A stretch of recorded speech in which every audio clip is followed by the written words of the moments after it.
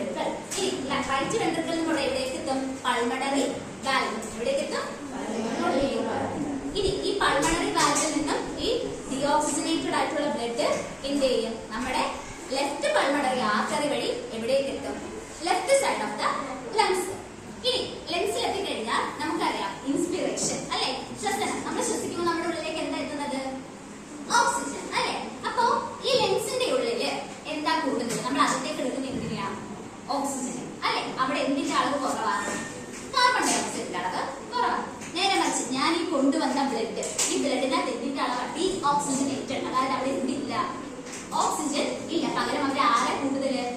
Carbon dioxide. അപ്പോ ഇവിടെ എന്ത് സംഭവിക്കും? ഈ ലങ്സിൽ വെച്ചിട്ട് ഇവിടെ ഡിഫ്യൂഷൻ സംഭവിക്കും. എന്ത് സംഭവിക്കും? ഡിഫ്യൂഷൻ. അതായത് നമ്മുടെ ലങ്സിൽ നിന്നുള്ള ഓക്സിജൻ എങ്ങോട്ടേക്ക് ഇറങ്ങും?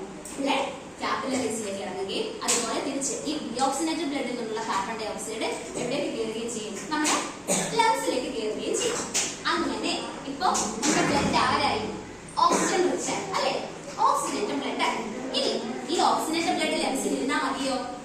പോരാ. ഇത് തിരിച്ച് എവിടേക്ക് എത്തണം? നമ്മുടെ ശരീരത്തിന്റെ വേരിയസ് പാർട്സിലേക്ക് എത്തണം അല്ലെ.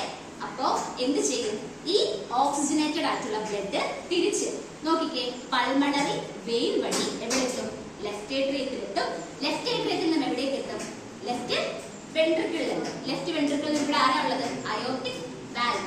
അയോർട്ടിക് വാൽവിൽ നിന്ന് അവർ എവിടേക്ക് എത്തും? അയോർട്ട വഴി ബോഡിയുടെ വേരിയസ് പാർട്സിലേക്ക് എത്തും. ഓക്കെ, ഇത് കാണിച്ചു തരാം. നോക്കിക്കേ, കണ്ടോ? നമ്മുടെ ഓക്സിജനേറ്റഡ് ആയിട്ടുള്ള ബ്ലഡ് പോകുന്നുണ്ടോ? കണ്ടോ? കാണാൻ പറ്റുന്നുണ്ടോ? ഈ ഓക്സിജനേറ്റഡ് ആയിട്ടുള്ള കണ്ടോ? പോകുന്നതുണ്ടോ? ഈ ഓക്സിജനേറ്റഡ് ആയിട്ടുള്ള ബ്ലഡ് ഇതുവഴി എന്ത് ചെയ്യുന്നതാണ്? പോകുന്നുണ്ടോ?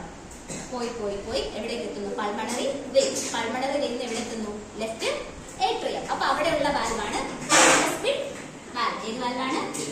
Bicuspid valve. അപ്പൊ ഈ ബൈകസ്പിഡ് വാൽവ് വന്ന് ക്ലോസ്ഡ് ആവും. അപ്പൊ ലെഫ്റ്റ് ഏട്രിയത്തിൽ എന്ത് ചെയ്യും? ബ്ലഡ് വന്ന് നിറയും. ഇനി അപ്പൊ എന്ത് ചെയ്യും? ലെഫ്റ്റ് ഏട്രിയം നിറഞ്ഞു കഴിയുമ്പോഴേക്കും ബൈകസ്പിഡ് വാൽവ് ഓപ്പൺ ആയിട്ട് എങ്ങോട്ടേക്ക് ഒന്ന് വീഴും? Left ventricle. എവിടേക്ക് ഒന്ന് വീഴും? Left ventricle. ഇനി ഇവിടെ എന്താ ഉള്ളത്? Aortic valve. Aortic valve open ആവുകയും ഈ ബ്ലഡ് ലെഫ്റ്റ് വെൻട്രിക്കിളിൽ എങ്ങോട്ടേക്ക് കയറും? അയോർട്ടയിലേക്ക് എത്തിയിട്ട് ബോഡിയുടെ വേരിയസ് പാർട്സിലേക്ക് എത്തും. ഇത്രയേ ഉള്ളൂ. മനസ്സിലായോ? ഓക്കെ ആണോ? ഇങ്ങനെയാണ് ഡബിൾ സർക്കുലേഷൻ നടക്കുന്നത്. അതായത് നമ്മുടെ ലങ്സിലേക്കും തിരിച്ച് ഹാർട്ടിലേക്കും ഡിയോക്സിനേറ്റഡ് ബ്ലഡും ഓക്സിജനേറ്റഡ് ബ്ലഡും എത്തുന്നത്. ഓക്കെ, ഒരു ഫോട്ടോ